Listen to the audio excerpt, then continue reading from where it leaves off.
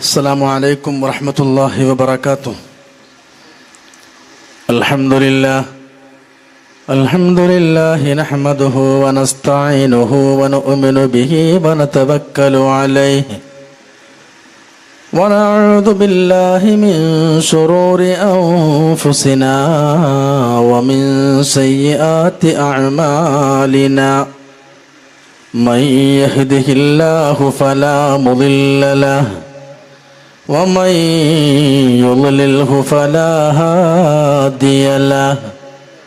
أشهد أن لا إله إلا الله وحده لا شريك له وأشهد أن نبينا ومولانا محمدا عبده ورسوله أرسله بالهدى ودين الحق ليظهره على الدين كله ولو كره المشركون. أعوذ بالله من الشيطان الرجيم. بسم الله الرحمن الرحيم. يا أيها الذين آمنوا اتقوا الله وكونوا مع الصادقين. صدق الله العلي العظيم.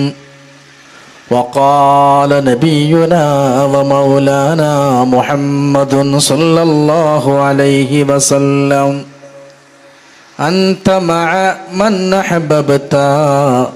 صدق رسوله النبي الكريم.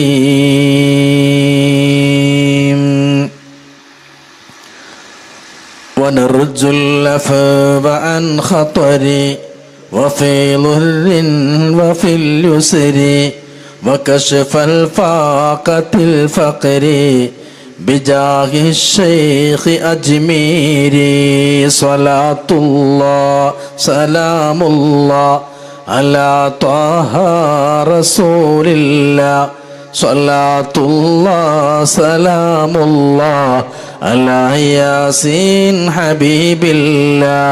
شفاء المرض والعسر عطاء الخير بالأسر قضاء الدين والخسر بجاه الشيخ أجميري. صلاة الله سلام الله على طه رسول الله. صلاة الله سلام الله على ياسين حبيب الله. സർവാധരണീയനായ നമ്മുടെ ഈ സംഗമത്തിൻ്റെ, നമ്മുടെ ഈ കൂട്ടായ്മയുടെ ശ്രദ്ധാകേന്ദ്രം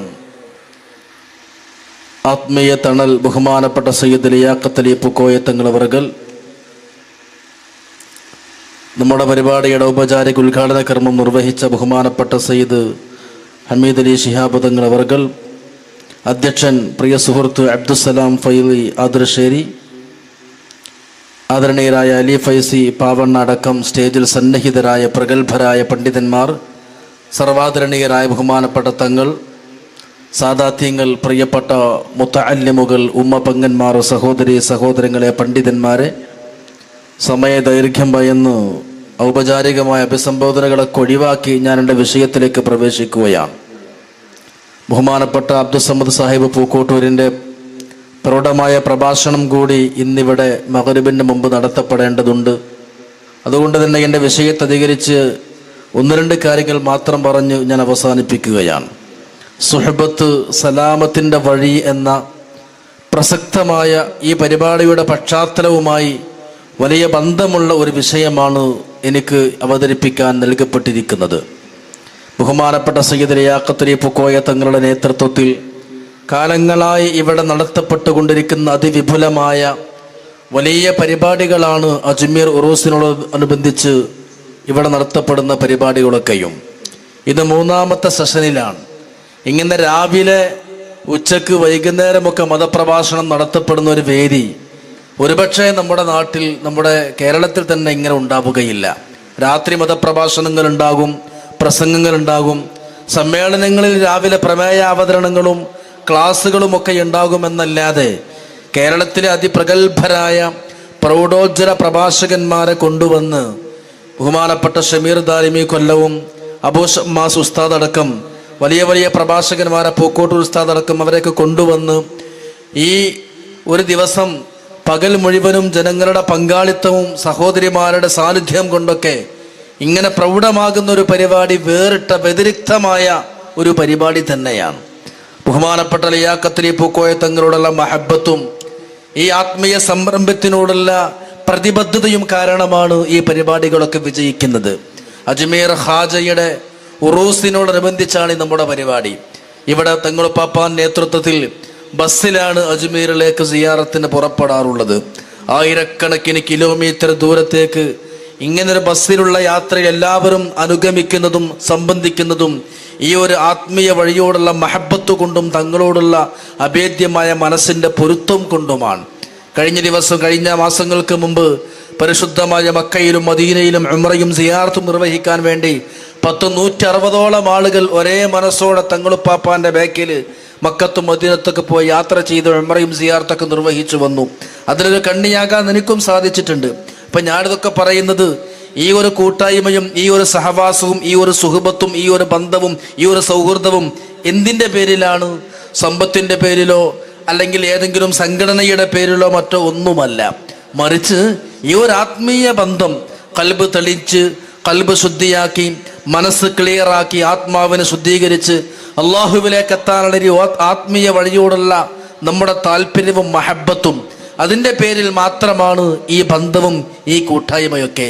അതുകൊണ്ട് തന്നെയാണ് ഇന്നത്തെ നമ്മുടെ വിഷയം സുഹബത്ത് സലാമത്തിൻ്റെ വഴി എന്ന് സംഘാടകർ എനിക്ക് നൽകിയതും. സുഹബത്ത് എന്ന് പറഞ്ഞാൽ സഹവാസം, സഹവസിക്കുക, സാലിഹ്യങ്ങളോടും സാദാത്യങ്ങളോടുമൊക്കെയുള്ള ബന്ധവും അവരോടുള്ള സ്നേഹവും അവരോട് സഹവസിക്കലും അതാണ് നാളത്തെ രക്ഷയുടെ ഏറ്റവും വലിയ വഴി മാർഗം എന്നാണ് നമുക്കിന്ന് ഇൻഷാ അല്ലാഹ് മനസ്സിലാക്കേണ്ടത്. അജ്മീർ ഖാജയെ പറ്റി സ്വാഗത ഭാഷണത്തിൽ തന്നെ പ്രിയ സുഹൃത്ത് അലവിക്കുട്ടി വാഫി ഇവിടെ സൂചിപ്പിക്കുകയുണ്ടായി. ഇന്ത്യയുടെ ഏറ്റവും വലിയ തലസ്ഥാനം, ആത്മീയ തലസ്ഥാനം അത് അജ്മീറാണ്. ഇന്ത്യ ഭരിച്ചിരുന്ന ബ്രിട്ടീഷുകാർ ആ സമയത്ത് രാജ്യത്ത് ബ്രിട്ടീഷുകാർ വൈസ്രോയിയായി നിയമിച്ചിരുന്ന കൈസൻ പ്രഭു, അദ്ദേഹം ബ്രിട്ടീഷ് ഭരണാധികാരിക്ക് ഇന്ത്യയിൽ നിന്ന് കത്തെഴുതി. ഇന്ത്യയിലെ വൈസ്രോയിയായിരുന്ന കൈസൻ പ്രഭു കത്തെഴുതി പറഞ്ഞു, പതിറ്റാണ്ടുകളായി ഇന്ത്യ ഭരിക്കുന്നത് ഒരു ഖബറാണ്. പതിറ്റാണ്ടുകളായി ഇന്ത്യ ഭരിക്കുന്നത് ഒരു ഖബർ മാത്രമാണ് എന്ന് ബ്രിട്ടീഷ് ഭരണാധികാരിക്ക് കൈസൻ പ്രഭു എന്ന വൈസ്രോയി കത്തെഴുതിയിട്ട് പറയുന്നുണ്ട്. അതായത് ബ്രിട്ടീഷ് ഗവൺമെന്റിനെ ബോധ്യപ്പെടുത്തുന്നത് ഇന്ത്യ ഭരിക്കുന്നത് ഒരു ഖബറാണെന്ന് പറഞ്ഞാൽ രാജസ്ഥാനിലെ അജ്മീറുള്ള ഖാജയുടെ ഖബറിനെ സൂചിപ്പിച്ചുകൊണ്ട് ഖാജയാണ് ഇന്ത്യയുടെ ഭരണം നിർവഹിക്കുന്നത്, ആത്മീയമായി നേതൃത്വം കൊടുക്കുന്നത് എന്ന് ബ്രിട്ടീഷ് നേതാവിന്, ഭരണാധികാരിക്ക് വൈസ്രോയി കൈസൻ പ്രഭു കത്തെഴുതുകയാണ്. അതവർ കണ്ടെത്തിയ കണ്ടെത്തലുകളും അവരുടെ അഭിപ്രായങ്ങളും അവരുടെ വായിച്ചെടുക്കലുമാണ്. സത്യം പറഞ്ഞാൽ ഇന്ത്യ ഭരിക്കുന്ന ഏത് ഭരണകൂട തലവന്മാരും ആശീർവാദത്തിനും അനുഗ്രഹത്തിനും ചെന്നെത്തുന്നത് അജ്മീർ ദർഗയിലേക്കാണ്. ഇതുപോലെ തീർത്ഥാടനം നടത്തപ്പെടുന്ന ദർഗ ഇന്ത്യയിൽ വേറെയില്ല. നമ്മുടെ കേരളത്തിൽ തന്നെ എല്ലാ ആഴ്ചയിലും ട്രെയിനുകളിൽ കുത്തി നിറച്ചുകൊണ്ട് ആളുകൾ അജ്മീറിലേക്ക് സിയാറത്തിന് പോകുന്നു. ആയിരക്കണക്കിന് കിലോമീറ്റർ ദൂരെ അങ്ങകര രാജസ്ഥാനിലെ അജ്മീറിലുള്ള ആ മഹാനുഭാവന്റെ ആണ്ടുനേർച്ച കേരളത്തിലെ മലപ്പുറം ജില്ലയിലെ പാണക്കാട് വെച്ച് നടത്തപ്പെടുകയാണ്. കേരളത്തിലൂടെ നമ്മൾ വണ്ടിയിലോ ബസ്സിലൊക്കെ യാത്ര ചെയ്യുമ്പോൾ അജ്മീർ ഉറൂസ് എന്ന് പറഞ്ഞ് നൂറുകണക്കിന് ആയിരക്കണക്കിന് നോട്ടീസുകളും ഫ്ലക്സ് ബോർഡുകളും കാണാൻ കഴിയും. ഞാൻ ഇന്ന് തന്നെ വരുമ്പോൾ കാരത്തൂർ അജ്മീർ ഉറൂസിന്റെ പോസ്റ്ററും ഫ്ലക്സും കണ്ടു. അതുപോലെ തന്നെ കോഴിക്കോട് ജില്ലയിൽ വേറെ ഒരുപാട് സ്ഥലങ്ങൾ, കാരാട് അജ്മീർ ഉറൂസ്, ഇങ്ങനെ ഒരുപാട് പോസ്റ്ററുകൾ. ഇതെന്തിനാ ഞാൻ പറയണമെന്ന് ചോദിച്ചാൽ നമ്മുടെ കേരളത്തിൽ ഒരുപാട് മഹല്ലുകളിലും ഒരുപാട് നാട്ടിലും അജ്മീർ ഉറൂസ് നടക്കുകയാണ്. ഇങ്ങനെ ഒരു ദൂരെ കിടക്കുന്ന ഒരു മഹാന്റെ ഇതുപോലെയുള്ള ഒരു ഉറൂസ് കേരളത്തിൽ മറ്റെവിടെയും നടത്തപ്പെടുന്നില്ല, ഇന്ത്യയിൽ നിന്ന് ലോകത്ത് നടത്തപ്പെടുന്നില്ല. കാരണം അത്രമാത്രം അഭേദ്യമായ ബന്ധം മഹാനവറുകളോടുണ്ട്. ഞാൻ പറയട്ടെ, ഇവിടെയുള്ള നമ്മളൊക്കെ ശരിക്ക് കണ്ണ് തുറന്ന് അകക്കണ്ണ് കൊണ്ട് ചിന്തിക്കുകയാണെങ്കിൽ എന്നെ കൊണ്ടും നിങ്ങളെ കൊണ്ടൊക്കെ എത്ര ആൾക്കാർ നന്നായിട്ടുണ്ട്, എത്ര ആൾക്കാർ ഹിദായത്ത് കൈവരിച്ചിട്ടുണ്ട്, എത്ര ആൾക്കാർ നമ്മളെ കൊണ്ട് സ്വാലിഹായിട്ടുണ്ട്. ബഹുമാനപ്പെട്ട മുത്തുനബി സല്ലല്ലാഹു അലൈഹി വസല്ലം അലി ഇബ്നു അബീ ത്വാലിബ് തങ്ങളോട് പറഞ്ഞത്, ലൻ യഹ്ദിയല്ലാഹു ബിക റജുലൻ വാഹിദൻ ഖൈറുൽ ലക മിനദ് ദുനിയാ വമാ ഫീഹാ. അലിയെ, നിന്നെ കൊണ്ട് ഏതെങ്കിലും ഒരാളെ ഹിദായത്തിലാകൽ, ഒരാൾ നിന്നെ കൊണ്ട് ശ്രദ്ധിക്കല്, ഖൈറുൽ ലക മിനദ് ദുനിയാ വമാ ഫീഹാ, ആകാശഭൂമികൾക്കിടയിലുള്ള എല്ലാ സമ്പത്തും സ്വന്തമാക്കുന്നതിനേക്കാളും, ദുനിയാവ് മുഴുവനും നിന്റെ കയ്യിൽ ഒതുക്കുന്നതിനേക്കാളും, ദുനിയാവ് മൊത്തം നീ സ്വന്തമാക്കുന്നതിനേക്കാളും ഏറ്റവും മുന്തിയതും ഏറ്റവും നല്ലതും പുണ്യവും നിന്നെ കൊണ്ട് ഒരാളെങ്കിലും ഹിദായത്ത് കൈവരിക്കലാണ് എന്ന് മുഹമ്മദ് മുസ്തഫ സല്ലല്ലാഹു അലൈഹി വസല്ലം. ഒരാൾ നന്നാവല് ആകാശഭൂമികൾക്കിടയിലെ സർവ്വസ്വത്തും സ്വന്തം പോക്കറ്റിലുണ്ടാണ് എനിക്ക് വലുതാണ്. ഇനി ഞാൻ പറയുന്നു, സ്റ്റേജിലുള്ളവരും സദസ്സിലുള്ളവരും ചിന്തിക്കുക, നമ്മളെ കൊണ്ട് എത്ര ആൾ മുസ്ലിം ആയിട്ടുണ്ട്, എത്ര ആൾ ഹിദായത്തായിട്ടുണ്ട്. ഇവിടെയാണ് ഈ ഹാജപ്പാപ്പയുടെ മഹത്വം. എത്രയെന്നറിയോ?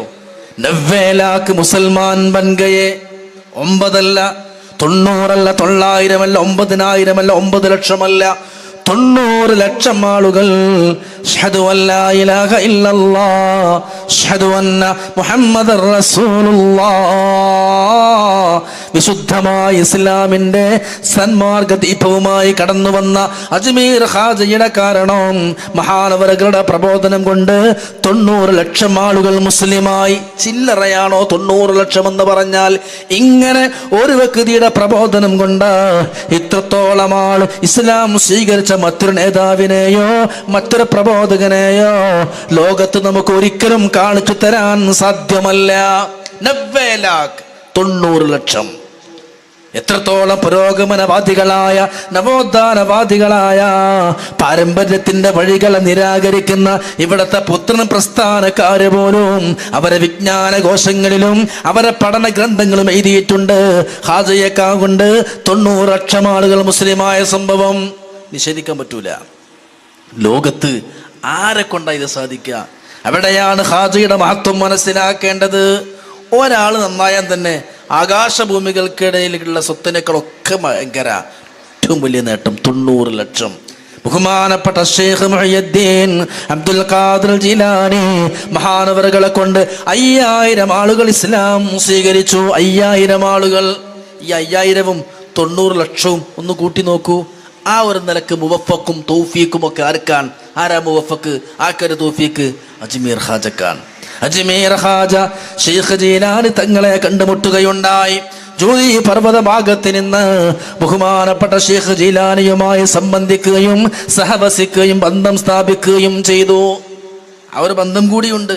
90 ലക്ഷം ആളുകൾ ഇന്ത്യയിലേക്ക് വന്നപ്പോ ഇവിടെ ശിർക്ക് കൊടികുത്തി വാണിരുമ്പോ ഇവിടെ വിഗ്രഹാരാധനയും ബിംബങ്ങളോടുള്ള പൂജകളും പ്രതിഷ്ഠകളും സജീവമാകുമ്പോ പൃഥ്വി രാജ രാജസ്ഥാനിലെ അവിടെയൊക്കെ ഭരണം നടത്തിയിരുന്നത് ഖാജാനെ ആട്ടാനും പായിക്കാനും നിരോധിക്കാനും പ്രതിരോധിക്കാനും എന്തൊക്കെ കുൽസിത ശ്രമങ്ങൾ നടത്തിയോ, വലിയ വലിയ അഭ്യസ്ത വിദ്യരെ കൊണ്ടും ജാലവിദ്യക്കാരെ കൊണ്ടും മാരണപ്പണിക്കാരെ കൊണ്ടും ജയപാൽ യോഗി, അജയ്പാൽ തുടങ്ങിയവരൊക്കെ കൊണ്ടുവന്ന് ഖാജക്കെതിരെ തിരിച്ചു. അവരെല്ലാവരും അബ്ദുള്ള എന്ന പേരും മുഹമ്മദ് എന്ന പേരും അഹമ്മദ് എന്ന പേരും സ്വീകരിച്ച് എല്ലാവരും ഇസ്ലാം സ്വീകരിച്ചു.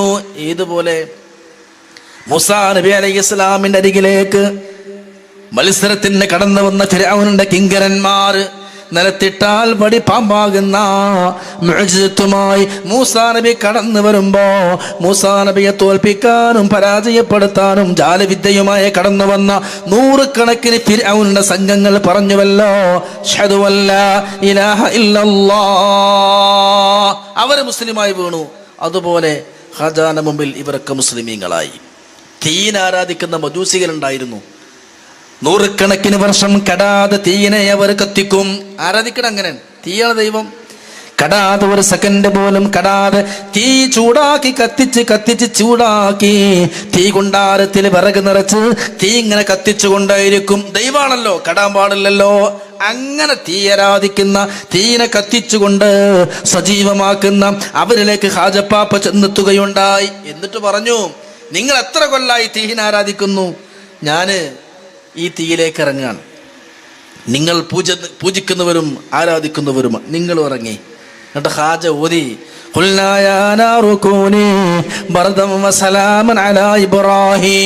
നമ്രൂദിന്റെ തീ കൊണ്ടാരോ അല്ലാഹുവേ നീ എന്നെ തണുപ്പാക്കി കൊടുത്തത്, ഇബ്രാഹിം നബിക്ക് തണുപ്പും സമാധാനവുമാക്കി കൊടുത്ത അല്ലാ, ഇന്നെനിക്കിത് സമാധാനമാക്കി തരണം. ഖുർആൻ ഓതിയിട്ട് അതിലേക്ക് ഇറങ്ങുകയും കാല് വെക്കുകയും ചെയ്തു. ഒന്നും സംഭവിച്ചില്ല. ഈ മുഅ്ജിസത്ത് കണ്ടിട്ട് 7 പുരോഹിതന്മാർ, ഏത് പുരോഹിതന്മാർ? മജൂസി പുരോഹിതന്മാർ, തീൻ ആരാധിക്കാൻ നേതൃത്വം കൊടുക്കുന്ന, പൂജാകർമ്മങ്ങൾക്ക് ആത്മീയ നേതൃത്വം കൊടുക്കുന്ന 7 മജൂസികൾ അപ്പൊ തന്നെ പറഞ്ഞു ലാ ഇലാഹ ഇല്ലല്ലാഹ്. അപ്പൊ അവരെ കൊണ്ട് അനുയായികളും വന്നു. ഇങ്ങനെ ആയിരക്കണക്കിന്, ഇങ്ങനെ ലോകത്തൊരു പ്രബോധകൻ വേറെ കഴിഞ്ഞു പോയിട്ടില്ല. അത് വെറുതെ അല്ല. അജ്മീർ ഹാജ ഇത്രയും അധികം സ്മരിക്കപ്പെടുന്നതും ഇത്രയും അധികം പറയപ്പെടുന്നതും. അതുകൊണ്ട് പ്രിയപ്പെട്ടവരെ, മഹാന്മാര് അവരുടെ ചരിത്രം പറയാൻ, അവരനുസ്മരിക്കുക. നമ്മളിപ്പോൾ അജ്മീർ ഹാജ്, ഇന്ന് പൊതുവെ നമുക്കൊരു തെറ്റിദ്ധാരണ ഉണ്ട്. ഒരു സൂഫി മുഹീദ്ദീൻ ഷെയ്ഖ്, റിഫായിൻ ഷെയ്ഖ്, അജ്മീർ ഹാജ് എന്നൊക്കെ കേൾക്കുമ്പോൾ എല്ലാവരും മനസ്സിലേക്ക് വെള്ളം തരും. ഒരു സിദ്ധൻ. അങ്ങനെയാണ് ഇന്ന് ആത്മീയ നേതാക്കന്മാർ, മനുഷ്യന്മാർ മനസ്സിലാക്കിയത്. അജ്മീർ ഹാജ, മുഹീദ്ദീൻ ഷെയ്ഖ് എന്നൊക്കെ പറയുമ്പോഴേക്ക് ഒരു സിദ്ധന്റെ കോലത്തിൽ. സിദ്ധൻ മനസ്സിലായല്ലോ? അതല്ല, അവർ നവോത്ഥാന നായകരാണ്, ഇസ്ലാമിക പ്രബോധകന്മാരാണ്, സമൂഹത്തിലേക്ക് ഇറങ്ങുന്നത്. എന്താ ഗരീബ് നവാസ് എന്ന് പറഞ്ഞാൽ? പാവങ്ങൾക്ക് അത്താണി.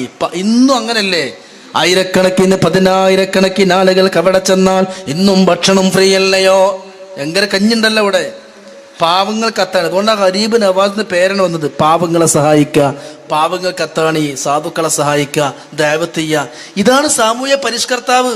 ഒരു തസ്ബീഹ്മാലയും പിടിച്ചിട്ട് ഏതെങ്കിലും ഒരു പള്ളിയുടെ മൂലയിൽ പ്രത്യേക വേഷവും ധരിച്ച് പ്രത്യേക കെട്ടും കെട്ടിയിട്ട് നീണ്ട തസ്ബീഹ്മാലയും പിടിച്ച് ഇങ്ങനെ ചൊല്ലി പറഞ്ഞ ഒരു സിദ്ധൻ എന്ന നിലക്കാവരുത് നമ്മൾ അള്ളാഹുവിൻ്റെ പല ഔലിയാക്കന്മാരെയും കാണേണ്ടതും മനസ്സിലാക്കേണ്ടതും. നമുക്കൊരു ധാരണകളൊക്കെ ഉണ്ട്. വലിയ എന്ന് പറഞ്ഞാൽ എന്താ, മുണ്ടാതങ്ങനെ കുത്തിറക്കാൻ. അത് ഔലിയാക്കളുടെ ഒരു പറ്റം മഹാന്മാരുടെ ഒരു രീതി അങ്ങനെയാണ്. എന്നാൽ പ്രബോധനവും ദഅവത്തും അതുപോലെ ജനങ്ങളിലേക്ക് ഇറങ്ങിയുള്ള സജീവമായ സന്നദ്ധ പ്രവർത്തനങ്ങളും ഇതെല്ലാം ആത്മീയതയാണ്. അങ്ങനെ സ്വീകരിച്ചവരാണ് അള്ളാഹുവിൻ്റെ മഹാന്മാരായ ഔലിയാക്കള്. ഏതെങ്കിലും ഒരു വഴിയിൽ അങ്ങനെ കുത്തിർന്നാലും അമ്പർന്നങ്ങൾ മഹാനാവും. കുത്തുബുസ്സമാന ബ്രിട്ടീഷുകാർക്കെതിരെയും വൈദേശിക ആധിപത്യത്തിനെതിരെയും നിലകൊണ്ട മഹാൻ വെറും നിക്കുറും ചൊല്ലി കുത്തിർന്ന ഒരു സിദ്ധന്റെ പരിവേഷമാണ് നമ്മൾ കാണേണ്ടത്. അല്ലല്ലോ. അതുകൊണ്ടാണ് ഇവിടുത്തെ മുജാഹിദും ജമാഅത്തും അടക്കമുള്ള നവോത്ഥാനവാദികൾ അവകാശപ്പെടുന്ന ഉൽപ്പതിഷ്ണുക്കൾ പോലും അവരംഗീകരിക്കുന്നത്. എങ്ങനെ അംഗീകരിക്കുന്നത്? സാമൂഹ്യ പരിഷ്കർത്താവായി. നമ്മൾ പറയുന്നത് ശരിയാണ്. അതോടൊപ്പം അവർ ആത്മീയ നേതാക്കന്മാരുമാണ്. അപ്പോ ഉമർ ഖാലിയെ നികുതി നിഷേധ പ്രസ്ഥാനത്തിന്റെ നായകനായും ബ്രിട്ടീഷുകാർക്കെതിരെ പടപൊരുതിയ വലിയ നേതാവായും ഇവിടെ അവതരിപ്പിക്കപ്പെടുമ്പോൾ പ്രിയപ്പെട്ടവർ ചിന്തിക്കണം, നമ്മൾ മനസ്സിലാക്കി ഇങ്ങനെ ഉമർ ഖാദി എന്ന് പറഞ്ഞാല് വെറും ദിക്റും സ്വലാത്തും ആയിട്ട് ഇങ്ങനെ കഴിഞ്ഞു കൂടുന്ന ഒരു സിദ്ധൻ അല്ല. പറഞ്ഞുകൊണ്ടുവന്നത് അള്ളാഹുവിന്റെ മഹാന്മാരായ ഔലിയാക്ക്. അപ്പോൾ നമ്മുടെ പരിപാടിയുമായി ഞാൻ പറഞ്ഞുകൊണ്ടിരിക്കുന്ന വിഷയവുമായി ബന്ധപ്പെട്ടൊരു സംഗതിയാണ് ഇപ്പോൾ ഇവിടെ കൈമാറിയതും. പാവങ്ങളെയും സാധുക്കളെയും സഹായിക്കലും സംരക്ഷിക്കലും അംഗീകരിക്കാത്തവരാരും ഇവിടെയില്ല. കാരണം അവരുടെ സാമൂഹ്യ സേവനങ്ങളും രാജ്യത്തിന്റെ പുരോഗതിക്ക് വേണ്ടി പ്രവർത്തിച്ച പ്രവർത്തനങ്ങളും കൊണ്ടാണ്. ഇനി നമ്മൾ അതിൻ്റെ ഒക്കെയും മേലെയാണ് ബഹുമാനപ്പെട്ട ഖാജ അജ്മീർ മുഈദ്ദീൻ ചിശ്തി അജ്മീരി ഖദ്ദസല്ലാഹു സിർറഹുൽ അസീസ്. ഞാൻ ചുരുക്കി പറയുകയാണ്, മഹാനവറുകളെ കൊണ്ട് ഇത്രത്തോളം ആളുകൾ വിശുദ്ധ ഇസ്ലാം സ്വീകരിച്ചത് ഈ റജബ് മാസത്തിലാണ്. മഹാനവറുകൾ ജനിച്ചതും റജബിലാണ്, വഫാത്തായതും റജബിലാണ്. ഹബീബായ മുത്തനബി തങ്ങളുടെ പ്രിയപ്പെട്ട കുടുംബത്തിൽപ്പെട്ട ചെറുപ്പത്തിലെ യതീമായി മഹാന്മാർ ഉസ്മാൻ ഹാറൂനിയും അതുപോലെയുള്ള ഔലിയാക്കന്മാരുമായുള്ള സഹവാസത്തിലൂടെയാണ് ആത്മീയമായ ലോകത്തേക്ക് എത്തുന്നത്. ഉയർന്നവരൊക്കെയും ഉയരുന്നത് മഹാന്മാരുടെ സഹവാസം കൊണ്ടും സുഹബത്തും കൊണ്ടുമാണ്. സുഹബത്ത് അർത്ഥം എല്ലാവർക്കും അറിയാലോ. സഹവാസം. സ്വഹാബികൾക്ക് ഇത്ര സ്ഥാനം കിട്ടിയത് എന്താ? ഇത്രത്തോളം വലിയ മഹത്വം പറഞ്ഞ ഖാജയാണെങ്കിലും ഔലിയാക്കളെ നേതാവായ ഖുത്ബുൽ അഖ്താബ് അഷേഖ് മുഹയ്യിദ്ദീൻ അബ്ദുൽ ഖാദിർ ജീലാനി ഖദ്ദസല്ലാഹു സിറഹുൽ അസീസ് ആണെങ്കിലും സുൽത്താനുൽ ആരിഫീൻ ബഹുമാനപ്പെട്ട അഹ്മദുൽ കബീർ റിഫാഇ ആണെങ്കിലും എല്ലാ ഔലിയാക്കളെക്കാളും ഏറ്റവും സ്ഥാനമുള്ളത്, ഏറ്റവും മഹത്വമുള്ളത് മഹാന്മാരായ സ്വഹാബത്തിനാണ്. എന്തുകൊണ്ട്? സ്വഹാബികളെ കർമ്മങ്ങളാണോ, അവരുടെ നിസ്കാരങ്ങളെ എണ്ണങ്ങളാണോ, അവർ ഓതിത്തീർത്ത ഖത്മുകളുടെ എണ്ണങ്ങളാണോ? അല്ല, മറിച്ചോ അല്ലാഹുവിന്റെ നബിതങ്ങളെ ഒന്ന് കാണാനും നോക്കാനും നബിതങ്ങളോട് സഹവസിക്കാനും അവസരം കിട്ടി. ഇവിടെയാണ് ഈ വിഷയത്തിന്റെ പ്രാധാന്യം നിങ്ങൾ ഉൾക്കൊള്ളേണ്ടത്. എന്തേ സ്വഹാബത്തിന് ഇത്ര വലിയ സ്ഥാനം കിട്ടിയത്? നമ്മൾ ചിന്തിക്കണം. മൊഹീദ്ദീൻ ശൈഖ് എന്ന് പറഞ്ഞാൽ ഒരു കാമൽ നിന്നേട്ടോ, ഒരു ഹാത്തം തീർത്തോവർ, ഒരു ചൊൽ മുതലായി മൂവാണ്ട് കാത്തോവർ. ഇങ്ങനെയൊക്കെ മഹത്വമുള്ള മൊഹീദ്ദീൻ ശൈഖിനേക്കാളും എത്രയോ മുകളിലാണ് മഹാന്മാരായ സ്വഹാബത്ത്. സ്വഹാബത്തിന്റെ കൂട്ടത്തിൽ വഹ്ശി റളിയല്ലാഹു അൻഹു ഉണ്ടല്ലോ. നബി തങ്ങളുടെ പ്രിയപ്പെട്ട പിതൃവിനെ കൊന്നുകളഞ്ഞ ഹംസത്ത് എന്നോര്, നബി തങ്ങൾക്കേറെ ഇഷ്ടപ്പെട്ട പ്രിയപ്പെട്ട പിതൃവിനെ കൊന്നത് വഹ്ശി എന്നവരാണ് റളിയല്ലാഹു അൻഹു. പക്ഷേ പിന്നെ അദ്ദേഹം മുസ്ലിമായി. എന്നാലും നബി തങ്ങള് വഹ്ശിയെ കാണുമ്പോ പറയാറുണ്ടായിരുന്നു, വഹ്ശി, നീ എൻ്റെ എളാപ്പാനെ പിതൃവിനെ കൊന്നവനാണ്, എൻ്റെ മുമ്പിൽ നിന്ന് മാറി നിൽക്കണം. എന്നാലും വഹ്ശി എന്നവർ സ്വഹാബിയാണ്. ഇനിയാ നമ്മൾ ഓർക്കേണ്ടത്, ഈ വഹ്ശി ഉണ്ടല്ലോ, അവര് ശൈഖ് ജീലാനിയേക്കാളും മുകളിലാണ്. മുഹയ്യിദ്ദീൻ ശൈഖിനേക്കാളും സ്ഥാനമുള്ളത്, മഹത്വമുള്ളത് ഈ വഹ്ശി എന്നവർക്കാണ്. എന്തുകൊണ്ട്? നിസ്കാരങ്ങളെ കൊണ്ടല്ല, റിയാളുകളെ കൊണ്ടല്ല, ദിക്റുകളെ കൊണ്ടല്ല, അല്ലെങ്കിൽ ദിക്റോ തസ്ബീഹോ സലാത്തോ അതൊന്നുകൊണ്ടുമല്ല. പിന്നെയോ നബിതങ്ങളെ സുഹബത്ത്, നബിതങ്ങളെ സ്വഹാബിയായി നബി തങ്ങളെ ഒരു സെക്കൻഡ് മുഅ്മിനായി കണ്ടാൽ അതിന്റെ പേര് സ്വഹാബിയാണ്. ജീലാനി തങ്ങളെക്കാളും ഔന്നിത്യം അവർക്കാണ്. റിഫായി ശൈഖിനേക്കാളും അജ്മീർ ഖാജയെക്കാളും ജീവിതത്തിൽ ഒരു സെക്കൻഡ് പോലും ഒരു ഖറാത്ത് പോലും ചെയ്യാത്ത, പകൽ മുഴുവനും നോമ്പും രാത്രി മുഴുവനും നിസ്കാരവുമായി കഴിഞ്ഞുകൂടിയ, ഒരു ഖറാത്ത് പോലും ഇല്ലാത്തവരാണോ അവരെക്കാളും ടോപ്പിലാണ് വഹ്ശിയുള്ളത്. എന്തേ കാരണം? വഹ്ശിക്ക് കറാമത്തുള്ളത് കൊണ്ടല്ല. പിന്നെ എന്താ? ഒറ്റ വിഷയം, വഹ്ശി റളിയല്ലാഹു അൻഹു മുത്തുനബി തങ്ങളെ സ്വഹാബിയാണ്. ഒന്ന് സഹവസിച്ചു, അതന്നെ വിഷയം. ഇതിന്നൊരു പോയിന്റ് നമുക്ക് മനസ്സിലാക്കണം. അള്ളാഹുവിന്റെ ഭാഗത്ത് ഇത്രയും സ്ഥാനം സ്വഹാബത്തിന് കിട്ടിയത് കർമ്മങ്ങളുടെ കൂമ്പാരങ്ങളെ കൊണ്ടല്ല, മറിച്ചോ മുത്തുനബി തങ്ങളുമായിട്ട് സഹവസിച്ചു. അപ്പൊ ഈ സ്വാലിഹ്യങ്ങളുടെ സഹവാസം ഉണ്ടല്ലോ, അതുകൊണ്ട് നമ്മൾ എത്തേണ്ടയിടത്തെത്തും, ഉയരങ്ങളിലേക്കെത്തും. നമ്മൾ ചിന്തിക്കും മൂപ്പർക്ക് ഇത്ര മഹത്വം കിട്ടിയതുകൊണ്ട് എൻ്റെ അത്ര നിസ്കാരം നോമ്പൊന്നും അല്ല. മഹാന്മാര് കൽബാണ് ശുദ്ധിയാക്കുന്നത്. അള്ളാഹുവിലേക്ക് ഏറ്റവും ഉയരലും ആ നൂറ് കിട്ടുമ്പോഴാണ്, ആ പ്രകാശം കിട്ടുമ്പോഴാണ്. അതുകൊണ്ടാണ് മുൻകഴിഞ്ഞു പോയ മഹാന്മാരൊക്കെ സ്വാലിഹ്യങ്ങളൊപ്പം ഇങ്ങനെ കൂടിയത്. അഹ്മദ് ഇബ്നു ഹംബൽ അറിവിന്റെ കൊട്ടാരമാണ്, അറിവിന്റെ ഏറ്റവും വലിയ നേതാവാണല്ലോ. എന്നിട്ട് പോലും ആത്മീയ നേതൃത്വമായി തന്നേക്കാൾ അറിവ് കുറഞ്ഞ മറ്റൊരു തന്നെ പിന്നാലെ നടക്കുകയുണ്ടായി. എല്ലാവർക്കും അറിയാം. ബഹുമാനപ്പെട്ട ഷാഫിഈ ഇമാമോ അറിവിന്റെ കേദാരമാണ്. ആലിമു ഖുറൈശിൻ യംലൗ തിബാക്കൽ അർളി ഇൽമാ, ഭൂഗോളം മുഴുവനും അറിവിനാൽ നിറയ്ക്കുന്ന ഒരു പണ്ഡിതൻ എന്റെ ഖുറൈശി ഗോത്രത്തിൽ വരുമെന്ന് നബി തങ്ങളുടെ പ്രവചനം ഷാഫിഈ ഇമാമിനെ കുറിച്ചാണ്. ആ ഷാഫിഈ ഇമാമ് അറിവിന്റെ സൂര്യതേജസ്സ, അറിവിന്റെ ചക്രവാളമാണ്. എന്നാലും ഷാഫിഈ ഇമാം ആത്മീയ പുരോഗതിക്ക് വേണ്ടി, ആധ്യാത്മിക വളർച്ചയ്ക്ക് വേണ്ടി തന്നേക്കാൾ അറിവില്ലാത്ത മറ്റുള്ള സ്വാലിഹ്യങ്ങളൊപ്പം കൂടി. അസ്സാരി ഇമാമും അങ്ങനെ തന്നെ, സക്കരിയ അൻസാരി തങ്ങളും അങ്ങനെ തന്നെ, ഇബ്നു ഹജർ തങ്ങളും അങ്ങനെ തന്നെ, റാസി ഇമാമും അങ്ങനെ തന്നെ, എല്ലാവരും അങ്ങനെ തന്നെയാണ്. കാരണം അവർക്ക് കിട്ടുന്ന ആത്മീയ നൂറാണ്. അതാ ഞാൻ പറഞ്ഞത്, വഹ്ശി തങ്ങള് സ്വഹാബിയാണ്, മുഹ്യിദ്ദീൻ ശൈഖിനേക്കാളും മുകളില, കറാമത്തൊന്നുമില്ല. അതല്ല അവരിത്, ആ സഹവാസം, ആ സുഹബത്ത് എപ്പോഴും ചിന്തി. ഖുർആൻ പറഞ്ഞത് അങ്ങനെ തന്നെ, യാ അയ്യുഹല്ലദീന വകുനൂ മഅസ്സാദിഖീൻ. നമുക്കെല്ലാവർക്കും ചെറുപ്പത്തിലെ മദ്രസയിൽ നിന്ന് പഠിച്ചൊരു ചരിത്രം ഞാൻ 2 മിനിറ്റ് കൊണ്ട് ചുരുക്കി പറയാം. 100 ആളെ കൊന്നൊരു മനുഷ്യൻ തൗബ ചെയ്തല്ലോ. 100 ആളെ കൊല്ലാൻ ഇവിടെ ആരെങ്കിലും ഉണ്ടോ? ഒരാളെ കൊന്നത്. 100 ആളെ കൊല്ലുക എന്ന് പറഞ്ഞാൽ എത്രമാത്രം വലിയ കൊടും പാതകാണ്. 100 മനുഷ്യന്മാരെ കൊന്ന മനുഷ്യൻ തൗബ ചെയ്ത് ഇങ്ങനെ പോകുമ്പോൾ മരണപ്പെട്ടു. ഞാൻ ചുരുക്കി പറയാം, 100 ആളെ കൊന്ന് മൂപ്പര് തൗബ ചെയ്ത് അപ്പോൾ തന്നെ മരിച്ചു.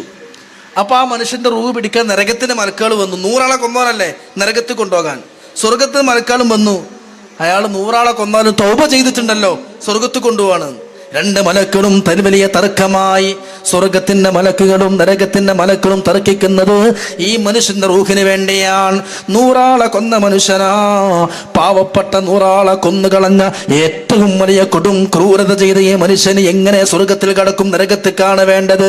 അതുകൊണ്ട് ഞങ്ങൾക്കാണ് വേണ്ടത് എന്ന് പറഞ്ഞ് നരകത്തിലേക്ക് കൊണ്ടുപോകാൻ നരകത്തിന്റെ മലക്കുകൾ കണ്ടെന്ന് വന്ന് തർക്കിക്കുകയാണ്. സ്വർഗത്തിന്റെ മലക്കുകൾ പറഞ്ഞു, 100 ആളെ കൊന്നാലും മതിച്ചാലും തൗബ ചെയ്തുവല്ലോ, അല്ലാഹു തൗബ സ്വീകരിച്ചാൽ സ്വർഗത്തിലേക്കാണ്. അപ്പൊ നരകത്തിന്റെ മലക്കുകൾ പറഞ്ഞു, പറ്റൂല, തൗബ ചെയ്താലും ഒരു നന്മയും അയാൾക്കില്ല, നിസ്കാരമോ നോമ്പോ ഒരു നന്മയും അയാൾക്കില്ലല്ലോ. 100 ആളെ കൊന്ന് ഓനെ പിന്നെ ഞാൻ നരകത്തിൽ കൊണ്ടുപോവാ. അള്ളാഹ് എന്ന് തീരുമാനിച്ചെന്നറിയോ? ഈ മനുഷ്യന്റെ മയ്യത്ത് എവിടെയാണോ അവിടെ നിന്ന് സ്വാലിഹീങ്ങളുടെ നാട്ടിലേക്കാണോ മോശക്കാര നാട്ടിലേക്കാണോ അയാളെ മയ്യത്ത് ഏറ്റവും അടുത്തു നിൽക്കുന്നത്, അതുപോലെ തീരുമാനിക്കാം. അയാളെ മയ്യത്ത് എവിടെ കിടക്കുന്നോ അവിടെ നിന്ന് അളന്നു നോക്കണം.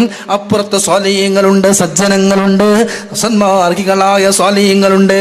അവരെ നാട്ടിലേക്കാണോ ഇയാളെ മയ്യത്ത് അടുപ്പമുള്ളത്? അതോ തമ്മാടികളും മോശക്കാരുമായ ജനങ്ങളാണ് മറ്റേ നാട്ടിലുള്ളത്? ആ നാട്ടിലേക്കാണോ അയാളെ മയ്യത്തടുത്ത് നിൽക്കുന്നത്? അളന്നു നോക്കണം. അളന്നു, മലക്കുകൾ അളന്നു നോക്കുമ്പോ സ്വാലിഹീങ്ങളുള്ള സജ്ജനങ്ങളുള്ള സാദിഖീങ്ങളുടെ നാട്ടിലേക്ക് ഒരു ചാൺ അടുപ്പമാണ്. ഉടനെ അല്ലാഹു പറയുന്നത്, എങ്കിൽ അയാൾ സ്വർഗത്തിലേക്കാണ്. എന്തുകൊണ്ട്?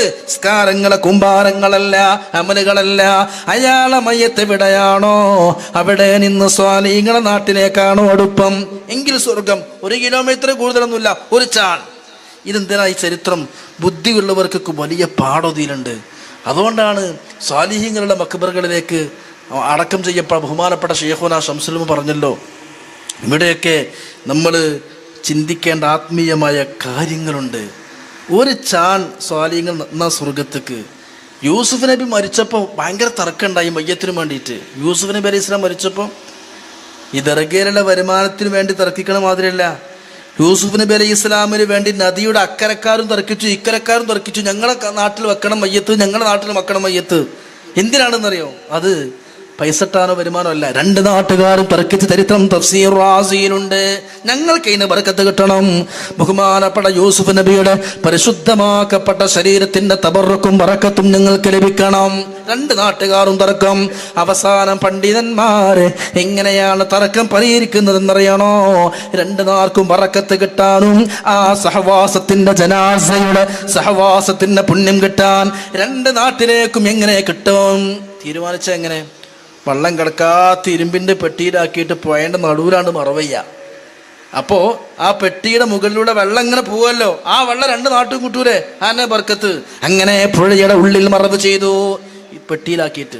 പിന്നെ വർഷങ്ങൾ കഴിഞ്ഞ് മൂസാ നബി അലൈഹി ഇസ്ലാമിനോട് അല്ലാഹ് പറയുന്നത്, മൂസ നബിയെ, എൻ്റെ യൂസുഫ് നബിയുടെ ജനാസ എവിടെയുണ്ട്, അവിടെ നിന്ന് മാറ്റിയിട്ട് ബൈത്തുൽ മുഖദ്ദസിലേക്ക് മറവ് ചെയ്യണം. അതന്നെ. പിന്നെ മറവ് ചെയ്തു. അപ്പം ഇതിൻ്റെയൊക്കെ ബന്ധങ്ങൾ, ഇതൊന്നും ഇപ്പോഴത്തെ പുതിയ ചിന്താഗതിക്കാർക്ക് മനസ്സിലായില്ലെങ്കിലും അവർക്ക് ഇപ്പം മനസ്സിലായി. ഞാൻ സൂചിപ്പിച്ചാണ്, ഇപ്പം മനസ്സിലായി. ഇപ്പോൾ അഭൗതികമായ മാർഗത്തിലൂടെ വല്ല ഗുണം പ്രതീക്ഷിക്കലാണ് ഷിർക്ക് എന്ന് പറഞ്ഞ ആൾക്കാർക്ക് ഷിർക്കിൻ്റെ നിർവചനമൊക്കെ മാറ്റി. ഇപ്പം നിർവചനം മാറ്റിയിട്ട് വ്യവസ്ഥകൾക്ക് അതീതം വ്യവസ്ഥകൾക്ക് അധീനം എന്നൊക്കെ മാറ്റി. കാരണം എന്താ അറിയോ? സംസമ്മളിൽ എതിർക്കേണ്ടി വരും, അജവാകാരൊക്കെ എതിർക്കേണ്ടി വരും, തബറുക്കിനൊക്കെ എതിർക്കേണ്ടി വരും. അവർക്ക് ഇപ്പം അവർ അംഗീകരിച്ചു, എല്ലാവരും അംഗീകരിച്ചു. നവോത്ഥാനവാദികളായ പരിഷ്കരണവാദികളായി ഇതിനെയൊക്കെ പരിഹസിച്ച് പുച്ഛിച്ച് നടന്നിരുന്ന ലക്ഷക്കണക്കിന് ആൾക്കാരെന്ന് പറയാം അംഗീകരിക്കേണ്ടി വന്നു. എന്തേ കാരണം? വെറുതല്ല, കാരണം അതാണ് യാഥാർത്ഥ്യം.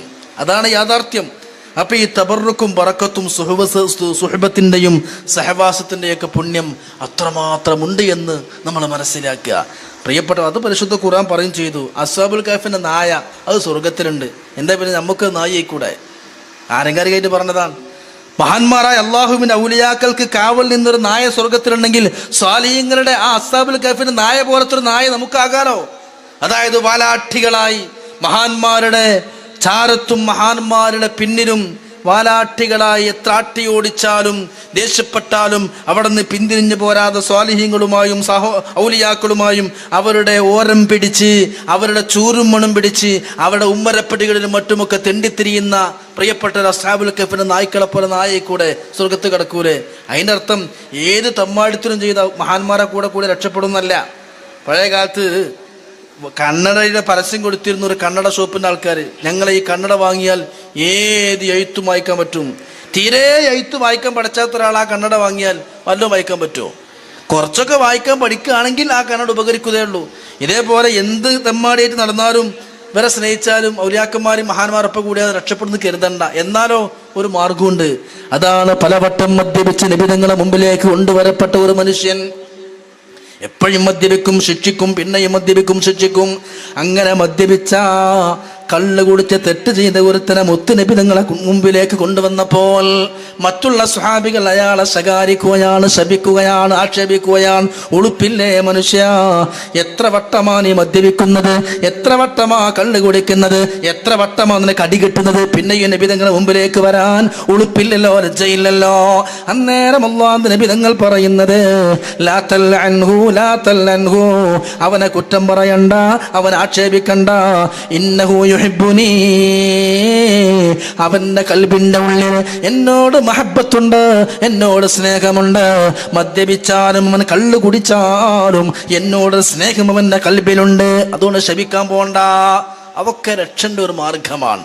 അതുകൊണ്ട് എപ്പോഴും നമ്മൾ സ്വാലിഹീങ്ങളെ സ്നേഹിക്കുക, സ്വാലിഹീങ്ങളെ മഹബ്ബത്ത് വെക്കുക, മഹാന്മാരുമായി സഹവസിക്കുക, സുഹബത്ത്. പരിശുദ്ധ ഖുർആൻ അങ്ങനെ പറഞ്ഞത് വഖൂനു മഅസ്വാദിഖീൻ. ഇവിടെ ഇപ്പോൾ തങ്ങൾ പാപ്പ ഇൽമിനെ വല്ലാതെ സ്നേഹിക്കുന്നു. ഇൽമിൻ്റെ കേന്ദ്രങ്ങളും ഇൽമിൻ്റെ സമുച്ചയങ്ങളൊക്കെ ഇവിടെ വലിയ ഇൻഷാ അല്ലാഹ് പദ്ധതികളൊക്കെ അല്ലാഹു പരിപൂർണമായ വിജയത്തിലേക്ക് എത്തിച്ചു തരുമാറാവട്ടെ.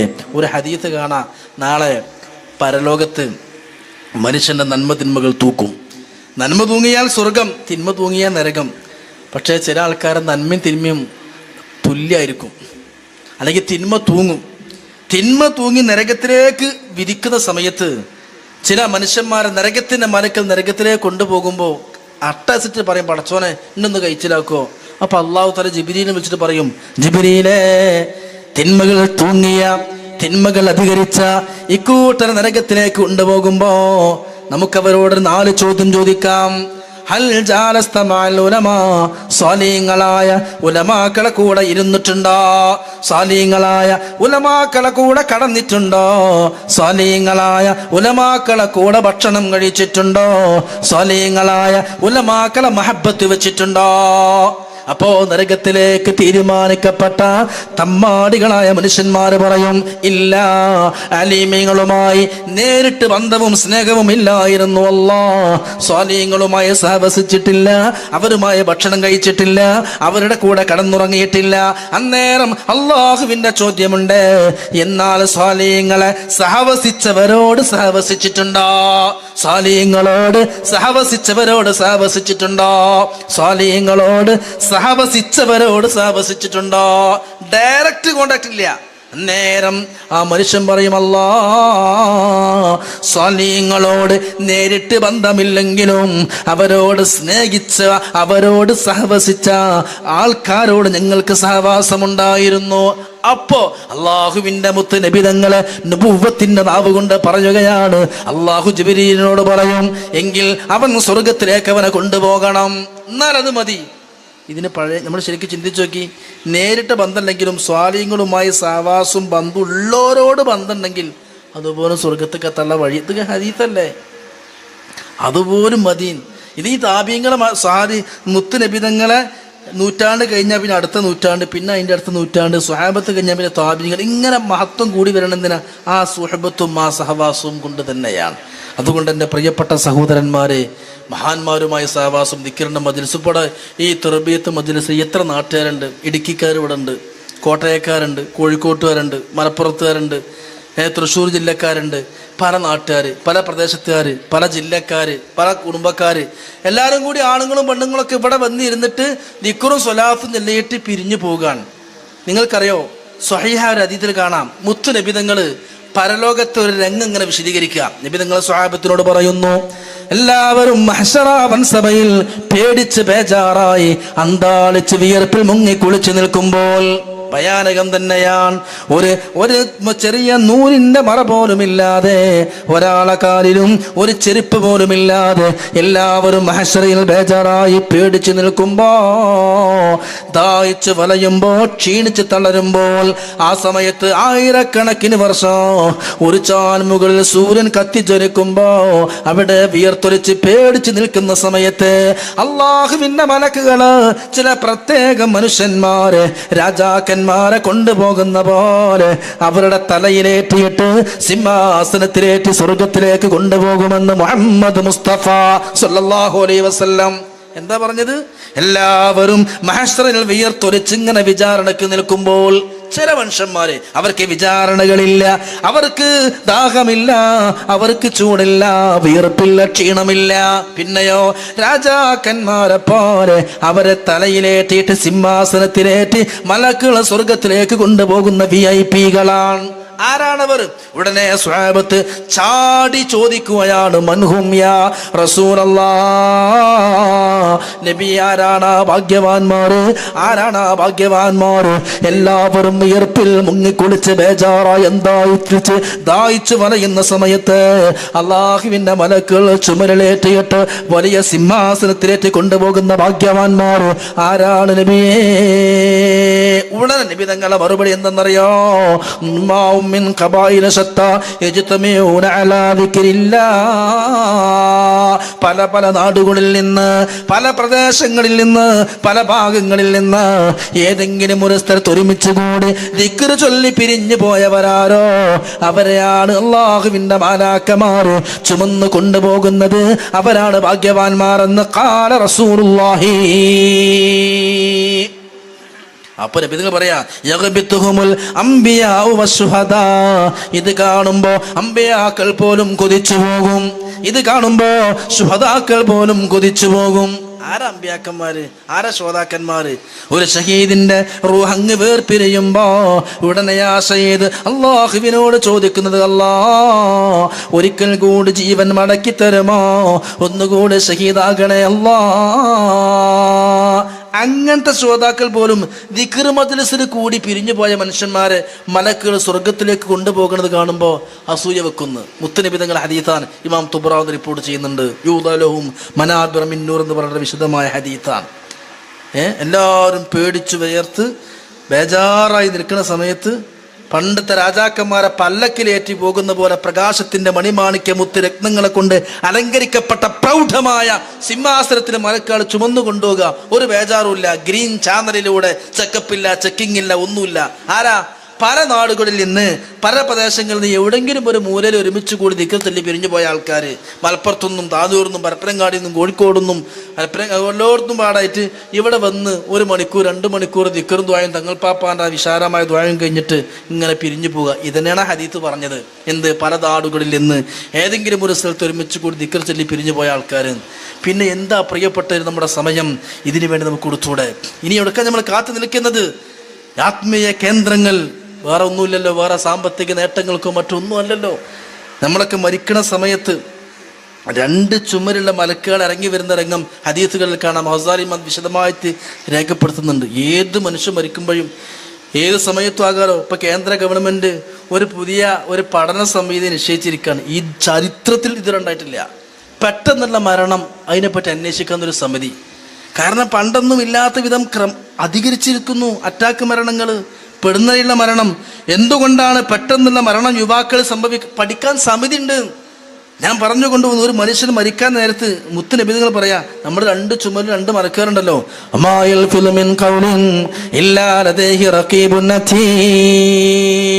എന്ത് പറഞ്ഞാലും നമ്മൾ എന്ത് ഉച്ചരിച്ചാലും നമ്മുടെ 2 ചുമരിലും മലക്കുകളുണ്ട്. പേര് മലക്കുകളുണ്ട്, ഹഫലത്തിന്റെ മലക്കുകൾ. നമ്മൾ കടന്നുറങ്ങുമ്പോൾ, രാത്രി സമയത്ത് കടന്നുറങ്ങുമ്പോൾ എന്തുകൊണ്ട് മൂക്കിലേക്ക് പ്രാണികൾ കയറിപ്പോകുന്നില്ല? നമ്മൾ കടന്നുറങ്ങുകയാണ്, കൈ കൊണ്ട് ആട്ടാനും വീശി കൊടുക്കാനും നമ്മൾ ഉറങ്ങുകയല്ലേ. പിന്നാരാണ് ചെവിയിലേക്ക് പ്രാണികൾ പോകാതെ സൂക്ഷിക്കുന്നത്? നമ്മൾ കിടന്നുറങ്ങുമ്പോ മൂക്കിലൂടെ പ്രാണികൾ പോകാതെ ആരാ നമ്മെ സംരക്ഷിക്കുന്നത്? ബസ് സ്റ്റാൻഡുകളിലും റെയിൽവേ സ്റ്റേഷനിൽ കടന്നിറങ്ങുന്ന നൂറുകണക്കിന് യാചകന്മാരെ കാണാം. ആരാ അവരെ കാക്കുന്നത്? അവരെ ചെവിക്കും തൊള്ളേക്കും മൂക്കുക്കൊന്നും പാമ്പും ഏജന്റുകളും പോണില്ലല്ലോ. മഹാന്മാർ പഠിപ്പിക്കുന്നു, ഹദീത്ത് വിശദീകരിച്ചുകൊണ്ട്, ഹഫളത്ത് അതിനായിട്ട് മലക്കാരൻ നമ്മളെ കൂടെ ഉണ്ട്. എന്നിട്ട് നബിതങ്ങൾ പറയാട്ടോ, നമ്മൾ മരിക്കാൻ നേരത്ത് നമ്മൾ ഇങ്ങനത്തെ ദിക്റിന്റെയും സ്വലാത്തിന്റെയും ഇൽമിന്റെയും മദ്രസിലൊക്കെ പോണ മനുഷ്യന്മാരാണെങ്കിൽ മരിക്കാൻ നേരത്തെ ഈ 2 ചുമരിലെ മലക്കുകൾ നമ്മുടെ മുമ്പിൽ ഹാദിറാകും. സുന്ദര രൂപത്തിൽ, മനോഹരമായ രൂപത്തിൽ, നല്ല സുഗന്ധം പൂശിയിട്ട് കണ്ടാൽ അത്ഭുതപ്പെടുത്തുന്ന സൗന്ദര്യത്തോടെ നമ്മുടെ മുമ്പിലേക്ക് കടന്നു വരും. 2 മലക്കുകളും ഇറങ്ങി വരും, ഹഫളത്തും. എന്നിട്ട് പറയും, ജസാക്കല്ലാഹു ഖൈറാ, നീ മരിക്കുകയാണല്ലേ, നിന്റെ റൂഹ് വേർപ്പെടുകയാണല്ലേ, അള്ളാഹു നിങ്ങൾക്ക് ഗുണം ചെയ്യട്ടെ, നിന്റെ മരണം നല്ല നിലക്കാകട്ടെ, ഈമാനോടെ മരിക്കാൻ കഴിയട്ടെ, നിന്റെ ഖബർ വിശാലമാകട്ടെ. റുബ്ബ മജ്ലിസ സ്വാലിഹിൻ അജ്ലസ്തനാ, എത്ര നല്ല നല്ല സദസ്സിലേക്ക് നീ ഞങ്ങളെ കൊണ്ടുപോയി. ഈ തർബിയത്ത് മജ്ലിസിലേക്ക് കൃത്യമായി വരുന്ന ഉമ്മമാരെ, കൃത്യമായി വരുന്ന ഉപ്പമാരെ, എപ്പോ ദിക്റുണ്ടോ, എപ്പോ സ്വലാത്തിന്റെ മജ്ലിസുണ്ടോ, എത്ര ദൂരെ നിന്ന് പണം മുടക്കുകയും കഷ്ടപ്പെട്ടും തിരക്കുകളൊക്കെ മാറ്റിവെച്ചുകൊണ്ട് ഇത്തരം സദസ്സുകൾ കടന്നു വരുമ്പോ ഈ ഹദീത്ത് ഒന്ന് ഓർക്കണം. നമ്മൾ ഈ ലോകത്തോട് വിട പറയുമ്പോ ഉമ്മയെയും ബാപ്പയെയും മക്കളെയും കുടുംബക്കാരെയും എല്ലാവരെയും വിട്ടുകൊണ്ട് 6 മണ്ണിലേക്ക് നമ്മൾ പിരിയാൻ പോവുകയാണ്, മരിക്കാൻ പോവാൻ. അപ്പൊ 2 മലക്ക് വന്നിട്ട് പറഞ്ഞ ആശംസയാണ്, പേടിച്ചണ്ട, ബേജാറാകണ്ട, ഒന്നോണ്ടും ബേജാറാണ്ടട്ടോ. കാരണം ഇജ് ഞങ്ങളെ എത്ര സദസ്സക്ക് നീ ഞങ്ങളെ കൊണ്ടുപോയി. നിങ്ങളിപ്പോൾ ഈ മദ്രസക്ക് വന്നപ്പോ ഞാനും കൂടെ ഒറ്റക്കല്ല വന്നത്, 2 മലക്കാളെയും കൂടി കൊണ്ടുവന്നു. ഇത്തരം സംവിധാനങ്ങളോടും സഹകരിക്കാത്തവരാണെങ്കിൽ ക്ലബിൽ, ഡാൻസിൻ്റെ, രാഷ്ട്രീയ പാർട്ടിൻ്റെ പരിപാടിയിൽ, അല്ലെങ്കിൽ ക്ലബ്ബുകളിൽ, അല്ലെങ്കിൽ വേണ്ടാത്തരങ്ങൾ സംസാരിക്കുന്നിടത്ത്, മോശപ്പെട്ട സ്ഥലത്ത്, മഗ്‌രിബിൻ്റെ ഇശാനിടെ ഫ്ലഡ് സ്റ്റേഡിയത്തിൽ ഇങ്ങോട്ടൊക്കെ നമ്മൾ പോവുക. അതൊക്കെ നമ്മൾ മലക്കാളെയും കൂടി കൂട്ട കൊണ്ടുപോകാൻ. അപ്പൊ അവർ സഹിച്ച് നമ്മളെ കൂടെ ഗാലറിയിൽ മലക്കാളുണ്ടാവും. മരിക്കാൻ നേരത്തെ നബി നിങ്ങൾ പഠിപ്പിക്കുന്നു, ഈ 2 മലക്കാളും ദേഷ്യപ്പെട്ടുകൊണ്ട് വികാരത്തോടെ, വളരെ വലിയ ക്രോധത്തോടെ നമ്മൾ മുമ്പിലേക്ക് വന്നിട്ട് പറയും, നശിക്കട്ടടാ നീ, ലാ ജസാക്കല്ലാഹു ഖൈറാ റുബ്ബ മജ്ലിസ സൂഇൻ അജ്ലസ്തന, എത്ര വൃത്തികെട്ട സദസ്സക്ക് നീ ഞങ്ങളെ കൊണ്ടുപോയി ഹംഖെ, അതുകൊണ്ട് നീ നശിച്ചു പോകട്ടെ, നിന്റെ ഖബറും ഒക്കെ കുളം തോന്നട്ടെ എന്ന് നമ്മളെ ശപിക്കുമെന്ന് നബിയുനാ മുഹമ്മദ് മുസ്തഫ സല്ലല്ലാഹു അലൈഹി വസല്ലം. സഹോദരിമാര് മനസ്സിലാക്കുക, നമ്മൾ മരിക്കാൻ നേരത്ത് ഈ 2 ചുമരിലെ മലക്കുകൾ വന്നിട്ട് പ്രാർത്ഥിക്കുന്ന പ്രാർത്ഥനയാണ്. എത്ര നല്ല നല്ല സദസ്സക്ക് നമ്മൾ മണിക്കൂറോളം ഇരിക്കുമ്പോൾ നമുക്ക് മടുപ്പുണ്ടാകും, സ്വാഭാവികമാണ് ഒരുപക്ഷെ. പക്ഷെ എന്നാലും നമ്മൾ ഇങ്ങനെ ചിന്തിച്ചു നോക്കൂ, നിങ്ങൾ ആ സമയത്ത് മലക്കാളെ കൊണ്ട് കേൾപ്പിക്കാൻ, റുബ്ബ മജ്ലിസ സ്വാലിഹിൻ അജ്ലസ്തന, എത്ര നല്ല സദസ്സ് ഞങ്ങളെ കൊണ്ടുപോയി. ഇതന്നല്ലേ സഹവാസം, ഇത് മതിയല്ലോ. റുബ്ബ മജ്ലിസ സ്വാലിഹിൻ അജ്ലസ്തന, എത്ര നല്ല നല്ല സദസ്സിലേക്ക് നീ ഞങ്ങളെ കൊണ്ടുപോയിരുന്നടോ, അതുകൊണ്ട് ഞങ്ങൾക്ക് നിന്നോട് കടപ്പാടുണ്ട്, നിന്നോട് നന്ദിയുണ്ട്, നിന്നോട് വലിയ ബാധ്യതയുണ്ട്. അതുകൊണ്ട് ഒന്നുകൊണ്ടും ബേജാറാകണ്ട, ഞങ്ങൾ നിന്റെ കൂടെയുണ്ട്, ബേജാറാകണ്ട, ഞങ്ങളുണ്ട്. ഇത് പ്രിയപ്പെട്ട സഹോദരന്മാരെ, നമ്മുടെ 2 മലക്കും പറയണമെങ്കിൽ അത്തരം സദസ്സുകൾ മാക്സിമം ഉപയോഗപ്പെടുത്തുക. അത്തരം മജ്‌ലിസിൽ പോയിരിക്കുക. ഗീബത്തുകളില്ല, നമീമത്തുകളില്ല, പച്ചിറച്ചി തിന്നലുകളില്ല, പണ്ഡിതന്മാരെയും സയ്യിദന്മാരെയും നമ്മൾ ആക്ഷേപിക്കലില്ല. ദിക്ർ ചൊല്ലി, സ്വലാത്ത് ചൊല്ലി, ബഹുമാനപ്പെട്ട CM വലിയുള്ളാഹിയുടെയും അജ്മീർ ഹാജിയുടെയും ഒക്കെ മദ്ഹുകളും സ്തുതിഗീതങ്ങളൊക്കെ പറഞ്ഞിട്ട് അള്ളാഹുവിനോട് ദുആ ചെയ്ത് അതും കഴിഞ്ഞ് പിരിഞ്ഞു പോകുമ്പോൾ മരിക്കാൻ നേരത്ത് നമ്മളെ മലക്കുകൾ ഒന്ന് പറയും, എത്ര നല്ല ഇൽമിൻ്റെയും ദിക്റിൻ്റെയും സലാത്തിൻ്റെയും മജ്‌ലിസുകൾ നീ ഞങ്ങളെ കൊണ്ടുപോയിരുന്നു. ഇത് മനസ്സിലാക്കിയതുകൊണ്ടാണ് ഞാൻ കഴിഞ്ഞ ദിവസം ഒരാളെ പരിചയപ്പെട്ടു. അപ്പം അയാൾ 40 വർഷത്തോളമായി എല്ലാ വ്യാഴാഴ്ചയും ഒരു വ്യാഴാഴ്ച പോലും മുടങ്ങാതെ മമ്പുറത്തെ സ്വലാത്തിന് പങ്കെടുക്കുന്ന വ്യക്തിയാണ്. ഞാൻ ചോദിച്ചു, അങ്ങനെയൊക്കെ പറഞ്ഞാൽ 40 കൊല്ലം എന്നൊക്കെ പറഞ്ഞാൽ ഏതെങ്കിലുമൊക്കെ ഒരാഴ്ച മുടങ്ങിയില്ലേ? അദ്ദേഹം പറഞ്ഞു, ഒരു ആഴ്ച പോലും 40 കൊല്ലത്തിൽ ഒരാഴ്ച പോലും എൻ്റെത് മുടങ്ങിയിട്ടില്ല. അയാൾക്ക് ട്രെയിനിൽ കയറി പോരണം. അയാൾ ഇങ്ങോട്ട് ട്രെയിനിലാണ് വരിക, അങ്ങോട്ട് കക്കാടുന്ന് KSRTCക്കാണ് പോവുക. അപ്പം 40 കൊല്ലമായിട്ടെന്ന് പറഞ്ഞാൽ അയാൾക്ക് ഇപ്പോൾ ഒരു 10, 65, 70 വയസ്സോളായി. 40 കൊല്ലത്തിൽ ഒരു സലാത്ത് പോലും, ഒരു വ്യാഴാഴ്ചയിലെ സലാത്ത് പോലും ആ മനുഷ്യൻ അവിടെ മുടങ്ങിയിട്ടില്ല. കാരണം അതിൻ്റെ ആത്മീയമായ സാന്നിധ്യവും അതിൻ്റെ ആത്മീയ സൗരഭ്യവും നാളെ പരലോകത്ത് കിട്ടാൻ പോകുന്ന മഹത്വമൊക്കെ അത് ശരിക്ക് ഉൾക്കൊണ്ട് മനസ്സിലാക്കിയത് കൊണ്ട് അവർ സഹകരിക്കാൻ. അതന്നെയാണ് ആത്മീയ മജ്‌ലിസിൽ നിന്നൊക്കെ നമുക്ക് കിട്ടുന്ന ലാഭങ്ങൾ എന്ന് മനസ്സിലാക്കുക. ഇതന്നെയാണ് അജ്മീർ ഹാജിൻ്റെ അടുത്ത് പോയി നോക്കൂ. ഞാൻ കഴിഞ്ഞ ദിവസം പോയപ്പോൾ ഒരു കുടുംബത്തെ കണ്ടു. അവരവിടെ എത്തിയിട്ട് 2-3 മാസമായി. പിരാന്തായതൊന്നുമല്ല, ഏർവാടിലെ മറ്റും അങ്ങനെ ചികിത്സക്ക് വന്നൊന്നുമല്ല. ആ സുഹബത്തിന് വേണ്ടിയിട്ട് മഹാന്മാരുടെ ദർഗയിൽ ചെന്ന് സിയാറത്ത് ചെയ്ത്, അത് അവർ ദൈവമാക്കലോ അവർ അള്ളാക്കലൊന്നും അല്ല. അവരുടെ സഹവാസം, ആ സുഹബത്ത്, അവിടെ റഹ്മത്തിറങ്ങും. മാങ്ങ പ്രതീക്ഷിച്ച് പോയിരിക്കേണ്ടത് മൂച്ചിൻ്റെ ചോട്ടിൽ തന്നെയാണ്. ഇംഗ്ലീഷ് മരുന്ന് അന്വേഷിച്ച് പോകേണ്ടത് മെഡിക്കൽ ഷാപ്പിൽ തന്നെയാണ്. അള്ളാഹുവിൻ്റെ റഹ്മത്ത് അത്തരം സ്വാലിഹീങ്ങളുടെ മക്ബറകളിലും ഇറങ്ങുമെന്ന് നമ്മുടെ തഫ്സീർ സ്വാവിയിലൊക്കെ കാണാം. അവിടെ പോയിരിക്കാതെ അവരിൽ നിന്ന് പ്രതീക്ഷിക്കല്ല. സംസം വെള്ളം കുടിക്കുമ്പോൾ സംസം വെള്ളത്തിന് എന്ത് കഴിവാണുള്ളത്? സംസം വെള്ളത്തിന് എന്ത് പവിത്രതയുള്ളത്? അല്ലെങ്കിൽ നമ്മൾ ചിന്തിക്ക് ഒന്നുമില്ലല്ലോ. അതെല്ലാം ബറക്കത്തു മിനല്ലാഹ്, അള്ളാഹുവിൽ നിന്നാണ്. ഇത്രയാണ് നമ്മൾ ഔലിയാക്കളിൽ നിന്നും സാലിഹ്യങ്ങളിൽ നിന്നൊക്കെ പ്രതീക്ഷിക്കുന്നത്. അതൊക്കെ തിരിച്ചറിഞ്ഞ് മനസ്സിലായപ്പോഴാണ് ഇപ്പോഴത്തെ നമ്മുടെ നാട്ടിലെ വഹാബികളൊക്കെ തിരിഞ്ഞ് സത്യത്തിലേക്ക് മടങ്ങി ഏകദേശം ആ പഴയ നമ്മുടെ യാഥാർത്ഥ്യത്തിലേക്ക് കൂടി എത്താൻ അല്പം ചാണുകൾ മാത്രമേ ബാക്കിയുള്ളൂ. സംഗതി സത്യം മനസ്സിലാക്കാൻ അള്ളാഹു തൗഫീഖ് പ്രദാനം ചെയ്യട്ടെ. അപ്പോൾ ഞാൻ പറഞ്ഞത് ഇത് ഔലിയാക്കളുമായി ബന്ധമുള്ള മജ്‌ലിസാണ്, സഹവാസമുള്ള മജ്‌ലിസാണ്. സ്വാലിഹീങ്ങളടുത്ത് പോയി ദിക്റുകളും ഔറാദുകളൊക്കെ ചൊല്ലാൻ വേണ്ടി ബറക്കത്തിന് വാങ്ങി അങ്ങനെ വേറെ ലക്ഷ്യങ്ങളൊന്നുമില്ല. അള്ളാഹു വിജയിപ്പിക്കുമാറാവട്ടെ. എത്ര 10-35 കിൻഡലുകൾ മാംസവും അരിയൊക്കെ കൊടുത്ത് മുഅ്മിനീങ്ങളാ. ഇതന്നെ ഹാജിയുടെയും മാതൃക. ഹാജപ്പാപ്പാന്റെ ഏറ്റവും വലിയ മാതൃക ഗരീബ് നവാസ്. കഴിഞ്ഞ ദിവസം ഞാൻ അജ്മീർക്ക് പോയപ്പോൾ ഒരുത്തന്നോട് പറഞ്ഞു, ഉസ്താദെ അവിടുത്തെ പാവങ്ങൾക്ക് ചോറ് കൊടുക്കാൻ നേർച്ചാക്കിയിട്ടുണ്ട്, ഞാൻ കുറച്ച് പൈസ ഏൽപ്പിക്കട്ടെ, ഗൂഗിൾ പേ ചെയ്തുതരാം. അപ്പോൾ അയാൾക്ക് ഇങ്ങനെ കുറേ ആൾക്കാരുണ്ട് അവിടെ അജ്മീറിലൊരു ആ മനുഷ്യനായിട്ട് നിൽക്കുന്നുണ്ട്. എന്നിട്ട് പാവങ്ങൾക്ക് ഭക്ഷണം കൊടുക്കുക. എത്ര ഇതിനൊക്കെ മഹത്വങ്ങൾ! ഇത് തിന്നാൻ പട്ടിണി ആയതുകൊണ്ടൊന്നുമല്ല, അത് ഭയങ്കര പുണ്യമുള്ള ഒന്നാണ്. അള്ളാഹുവിൻ്റെ ഔലിയാക്കന്മാർ, മഹാന്മാർ, ബഹുമാനപ്പെട്ട പറഞ്ഞ സമയം നീണ്ടുപോകും. ബീരാനൗലിയപ്പാപ്പ അജ്മീറുമായി അഭേദ്യമായ ബന്ധമുണ്ടായിരുന്നു. നമ്മുടെ കേരളത്തിൽ ചിസ്തിയ തരീഖ്, ഈ ചിസ്ത് എന്ന് പറഞ്ഞാൽ അത് ഇറാനിലെ പ്രദേശത്തിൻ്റെ നാടാണ്. ഒരുപാട് മശായിഖന്മാർക്ക് ജന്മം കൊടുത്തൊരു പുണ്യനാടാണ് ചിസ്ത് പറഞ്ഞ ഒരു പ്രദേശത്തിൻ്റെ നാടാണ് ചിസ്ത്. അതിലേക്ക് ചേർത്തിട്ടാണ് ബഹുമാനപ്പെട്ട മഹാനവർഗരുടെ ഒരു പ്രത്യേകമായ സംഗതി എന്നുള്ള ചിസ്ത് പറഞ്ഞത്. അതിലേക്ക് ചേർത്തിട്ടാണ് ചിസ്തിയ ത്വരീഖത്ത് എന്ന് പറയുന്നത്. കേരളത്തിൽ വന്ന ആത്മീയമായ വഴികൾക്കൊക്കെ ഏത് ഖാദിരിയ ത്വരീഖത്താണെങ്കിലും ചിസ്തിയായ ബന്ധവും അജ്മീർ ഹാജപ്പാപ്പയുമായി ഒരു ആത്മീയമായ ബന്ധം ഉണ്ടാകും. അതങ്ങനെ തന്നെയാണ്. അതുകൊണ്ട് അവരെ നമ്മൾ ഉൾക്കൊള്ളുക. അവർ ഇത്ര ആൾക്കാരെ സന്മാർഗം കൊണ്ടുവരുമ്പോൾ അവർ ജീവിച്ചിട്ടില്ല. ഇന്നലില്ലാഹി ഇബാദൻ ഫുതനാ ത്വല്ലഖുദ്ദുന്യാ വഖാഫുൽ ഫിതനാ. എൻ്റെ ഉസ്താദ് എപ്പോഴും ഞങ്ങൾക്ക് ഉദാഹരണം പറഞ്ഞു തരാറുണ്ട്. അള്ളാഹുവിൻ്റെ ഔലിയാക്കന്മാർ സ്വാലിഹീങ്ങൾ ജീവിക്കാൻ മറന്നുപോയവരാണ്, സുഖിക്കാൻ മറന്നുപോയവരാണ്, വലിയ കൊട്ടാരങ്ങൾ വെക്കാൻ മറന്നുപോയവരാണ്, സ്വന്തമായി സമ്പാദിക്കാനും ഉണ്ടാക്കാനും മറന്നുപോയവരാണ്. എന്ത് കിട്ടിയാലും ദീനിനങ്ങ് കൊടുക്കും. കാരണം എന്താ? നമ്മളിപ്പോൾ ഒരു കല്യാണത്തിന് പോയി നിൽക്കുക, കുളിച്ചു മാറ്റി സ്പ്രേ ഒക്കെ അടിച്ച് നമ്മൾ കല്യാണത്തിന് പോവാണ്. നല്ല ബിരിയാണിയുണ്ട്, മന്തിയുണ്ട്, മട്ടനുണ്ട്, ചിക്കനുണ്ട്, ബീഫുണ്ട്, നല്ല സുഭിക്ഷമായ വിഭവസമൃദ്ധമായ ഭക്ഷണങ്ങളുള്ള ഒരു കല്യാണത്തിന് നമ്മൾ പോവാൻ. അപ്പോൾ ഒരു കുട്ടി വെള്ളത്തിൽ മുങ്ങി മരിക്കാനായി, വെള്ളം കുടിച്ച് മരിക്കാനായി ഇങ്ങനെ വെള്ളത്തിൽ മുങ്ങിത്താകുന്നു. നമ്മൾ കണ്ടെന്താ ചെയ്യുക? അപ്പോൾ നമുക്ക് കല്യാണം വരുതല്ല, ജീവൻ നഷ്ടപ്പെടാൻ പോകുന്ന, മുങ്ങി മരിക്കാൻ പോകുന്ന ഈ കുട്ടിയെ, ഈ മനുഷ്യനെ നമ്മൾ രക്ഷപ്പെടുത്തും. അപ്പോൾ രക്ഷപ്പെടുത്തും. അയാളെ രക്ഷപ്പെടുത്തിയപ്പോൾ നമുക്ക് ഉണ്ടാകുന്ന ആശ്വാസമുണ്ട്. അൽഹംദുലില്ലാഹ്, ഞാൻ കാരണം ഒരാളെ ജീവൻ രക്ഷപ്പെട്ടല്ലോ. പിന്നെ നമുക്ക് കല്യാണത്തിൽ പങ്കെടുക്കാൻ പറ്റാത്ത ടെൻഷൻ ഉണ്ടാവില്ല. ബിരിയാണി കിട്ടിയില്ല, എന്നാലും ഒരാളെ രക്ഷിക്കാനായില്ലേ. നമ്മൾ പറയും, നാളൊരു ഇതുപോലെ രക്ഷപ്പെടുത്തിയ ഒരാൾ എന്നോട് നേരിട്ട് പറഞ്ഞു, എനിക്ക് കല്യാണം കിട്ടിയില്ലെങ്കിലും രക്ഷപ്പെടുത്താൻ പറ്റി, അയാളെ ജീവൻ രക്ഷപ്പെടുത്താൻ പറ്റിയല്ലോ. അയാളെ കല്യാണം കിട്ടിയില്ലെങ്കിലും ചോറ് കിട്ടിയില്ലെങ്കിലും ഒന്നും പ്രശ്നമല്ല, ഒരാൾ രക്ഷപ്പെടുത്തിയല്ലോ.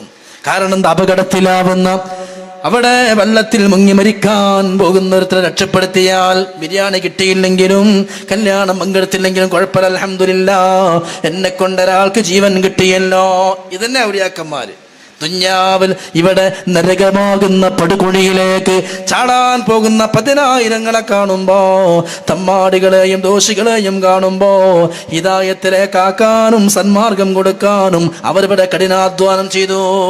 അപ്പൊ അവര് ചിലപ്പോൾ കല്യാണം കഴിക്കാൻ തന്നെ മറന്നു, ചിലപ്പോൾ സമ്പത്തുണ്ടാക്കുക, ഒക്കെ മറന്നു. ദുന്യാവിന് തലാക്ക് 3 ചൊല്ലി, ബായിനായ തലാക്ക് ചൊല്ലി. കാരണം രക്ഷപ്പെടുത്താൻ നോക്കി. അതാണ് ലക്ഷക്കണക്കിന് ആൾക്കാരെ ഹാജ രക്ഷപ്പെടുത്തിയത്. ഇതുപോലെ പ്രിയപ്പെട്ട നമ്മുടെ ഔലിയാക്കന്മാരെ സ്നേഹിച്ചാൽ പോലെ നമുക്ക് ഔലിയാക്കന്മാരെ പറ്റി പറയാൻ കഴിയും. ഔലിയാക്കന്മാരെ വഴികളും മാർഗങ്ങളും നമ്മൾ പിന്തുടരുക. ഇത് പരിശുദ്ധമായ റജബ് മാസത്തിലാണ് നമ്മളുള്ളത്. ആത്മാവിനെ ശുദ്ധിയാക്കി, സ്വന്തത്തിൻ്റെ ശത്രു നമ്മുടെ നഫ്സ് തന്നെയാണ്, നഫ്സിനെ ശുദ്ധീകരിക്കേണ്ട മാസമാണ് പരിശുദ്ധമായ റജബ്. മഹാന്മാരായ അള്ളാഹുവിൻ്റെ ഔലിയാക്കന്മാർ അവർക്കുള്ള പണി കൽബ് ശുദ്ധിയാക്കുക, അവർക്കുള്ള പണി കൽബിൽ അള്ളാഹുവിനെ പറ്റിയുള്ള ദിക്റും ഫിക്റും ഒക്കെ ഇട്ടുതരിക. ഇതുള്ളത് അതായിരിക്കണം നമ്മുടെ ലക്ഷ്യം. അള്ളാഹു തആല സ്വീകരിക്കുമാറാവട്ടെ. പ്രിയപ്പെട്ട സഹോദരന്മാരപ്പം ഇന്നത്തെ വിഷയം ഞാൻ സുദീർഘമായി പറയുന്നില്ല. മഹാന്മാരുമായുള്ള സഹവാസം, അവരുമായുള്ള സുഹബത്ത്. സുലൈമാൻ നബിയുടെ ആ മരംകുത്തി സ്വർഗത്തിലുണ്ട് പറഞ്ഞു. സുലൈമാൻ നബിയോട് സംസാരിച്ച ഉറുമ്പ് സ്വർഗത്തിലുണ്ട് പറഞ്ഞു. സ്വാലിഹ് നബി അലൈഹി സ്വലാത്തു വസ്സലാമിൻ്റെ ആ ഒരു ഒട്ടകം അത് സ്വർഗത്തിലുണ്ട് എന്ന് പറഞ്ഞു. ഇതൊക്കെ സ്വർഗത്തിലുണ്ടാകാൻ കാരണം എന്താ? അതൊക്കെ മഹാന്മാരുമായിട്ട് ബന്ധപ്പെട്ടതാണ്. യൂനുസ് നബി അലൈഹി സ്വലാത്തു വസ്സലാമിന് വിഴുങ്ങിയ മത്സ്യം, ഇങ്ങനെ ഒരു 8-10ഓളം സ്വർഗത്തിലുള്ള ജീവികളെ തഫ്സീർ സ്വാബിയിൽ ഇങ്ങനെ എണ്ണുന്നുണ്ട്. അതിനൊക്കെ സ്വർഗത്തിൽ അവസരം കിട്ടാൻ കാരണം എന്താ? എല്ലാ ജീവികളോടും കൂനി തുറാബ, മണ്ണായി പോയിക്കോളൂ മണ്ണായി പോയിക്കോളൂ അറിയില്ലേ. എന്താ ഇതിനോട് മണ്ണാകാൻ പറയാത്തത്? അത് മഹാന്മാരുമായിട്ടുള്ള സഹവാസ. എങ്കിൽ അവർക്ക് പോലും രക്ഷപ്പെടാൻ പറ്റിയെങ്കിൽ നമുക്ക് രക്ഷപ്പെടണം. അതാണ് നമ്മളെ പാരമ്പര്യം. ഒരു കുടിരിക്കലാണെങ്കിലും, ഒരു പെണ്ണിനെ പേത്തിനൂട്ടി കൊണ്ടുപോവുകയാണെങ്കിലും, ഒരു മുടിയളച്ചിലാണെങ്കിലും, ഒരു പെരക്ക് കുറ്റിയടിക്കുകയാണെങ്കിലും, വാതിൽ കെട്ടി വെക്കുകയാണെങ്കിലും, നമ്മൾ എത്ര മഹാന്മാർക്കാ ഫാത്തിയെ പ്രസാദം ചെയ്യുക, ഇലാ ഹദ്റത്തി വിളിക്കുക. ഇന്നതൊക്കെ നമുക്ക് സമയമില്ലാത്തതുകൊണ്ടും മറ്റുമൊക്കെ അതൊരു വിഷമമായി പ്രയാസമായി മാറി. പഴയ ഉസ്താദന്മാർ നോക്കി നിങ്ങൾ എല്ലാവർക്കും കൊടുക്കുമല്ലോ, എല്ലാവരും തൃപ്തിപ്പെടുത്തും, എല്ലാവരും ആത്മാക്കൾക്കും അവരുടെ റൂഹിലേക്കൊക്കെ കൊടുക്കും. ഒക്കെ കൊടുത്തിട്ടാണ് പിന്നെ നമ്മളെ കാര്യം പറയാം. അതിന് ഇസ്ലാം പഠിപ്പിക്കുന്ന സുന്ദരമായൊരു വഴിയാണത്. അതുകൊണ്ട് നമുക്ക് എപ്പോഴും കഴിയില്ലെങ്കിലും നമ്മൾ ഫാത്തിഹ അവരിലേക്ക്, അവർക്കൊരു ഫാത്തിഹ എപ്പോഴും മോദൂകിൽ അവരെ ദുആയും ബറക്കത്തുമെത്തുമേ. അതുപോലെ തന്നെ മഹാന്മാരുടെ ദർഗകളിൽ പോകണം, സിയാറത്ത് ചെയ്യണം. പാവങ്ങളായ ആളുകളെ സഹായിക്കൽ ഖദീജയുടെ ഏറ്റവും വലിയ മാതൃകയാണ്. ഗരീബ് നവാസ്, പാവങ്ങളുടെ കൂട്ടുകാരൻ എന്നാണ് ജമീർ ഹാജക്കുണ്ടായിരുന്ന അപരനാമം. അള്ളാഹു എല്ലാ വിഷമങ്ങളും പ്രയാസങ്ങളും തട്ടിമാറ്റുന്നത് മറ്റുള്ളവർക്ക് നൽകുന്ന സഹായം കൊണ്ടാണ്. ഇവിടെ ഓക്സിജൻ സിലിണ്ടർ കൊടുത്തു. ഏത് മനുഷ്യനെ ഖബറിലേക്ക് വെച്ചാലും, മയ്യത്തിനെ ഖബറിലേക്ക് വെച്ചാൽ, ഖബറിൽ നമ്മൾ പേടിക്കുമ്പോ ബേജാറാകുമ്പോ ഖബറിലേക്ക് സുന്ദരനായ ഒരു മനുഷ്യൻ, ഒരു മലക്ക് കടന്നു വരുമെന്ന് മുഹമ്മദ് മുസ്തഫ സല്ലല്ലാഹു അലൈഹി വസല്ലം. അപ്പൊ ഖബറാളിയോട് ചോദിക്കും, ഇന്ന എനിക്കറിയോ? അപ്പൊ ആ കാര്യം എന്നാണ് പറയും, ഇന്ന എനിക്കറിയോ ചോദിച്ചുമ്പോ എനിക്കറിയില്ല അറിയും മയ്യത്താ നമ്മൾ. അപ്പൊ പറയും അന സുറൂർ, ദുന്യാവെന്ന് പാവങ്ങളുടെ മനസ്സിലേക്ക് നീ കൊടുത്ത സന്തോഷമല്ലേ, ആ സന്തോഷമാണ് ഞാൻ. നമ്മളിപ്പോൾ ഇവിടെ ഓക്സിജൻ സിലിണ്ടർ കൊടുത്തു, ഏതെങ്കിലും രോഗി അത് ഉപയോഗിക്കുകയാണെങ്കിൽ, ഏതെങ്കിലും പാവപ്പെട്ട ആൾക്കാർക്ക് ഉപകാരം കിട്ടുമ്പോൾ അവരെ മനസ്സിൽ സന്തോഷം ഉണ്ടായാൽ ആ സന്തോഷത്തിൽ നിന്ന് അള്ളാഹു ഒരു മലക്കിനെ പടക്കും.